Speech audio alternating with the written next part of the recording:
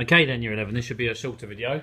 Examine the ways in which Priestley portrays the theme of responsibility in the inspector calls. Now in the introduction you should talk about the contextual implications of the text and when it was written, the time period, and you should also talk about how different characters have different reactions. Different characters equal, divergent, shall we say, reactions to responsibility, especially with regard to age.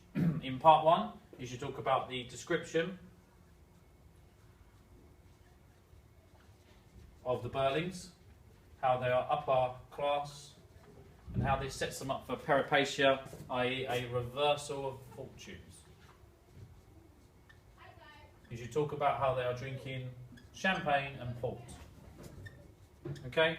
Now in part 2, what you should do is essentially compare two characters and their divergent reactions to responsibility, notably Sheila, who accepts responsibility, however miserably, and then you can either talk about Sheila or you could talk about Arthur, so Sybil, or Arthur,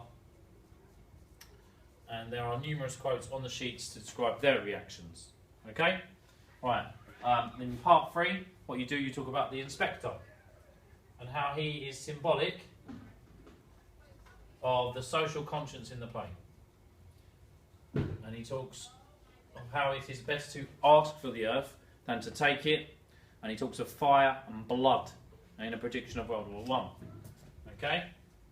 Or of the Russian Revolution. Fire and blood. Okay? Now in the conclusion, you say what you've said. Right, so when you conclude, you should refer to all of those elements, so you summarise and synthesise and of course give your view on who takes the most responsibility, who takes the least, and which character is best at exposing that, which of course is the inspector. And that's it.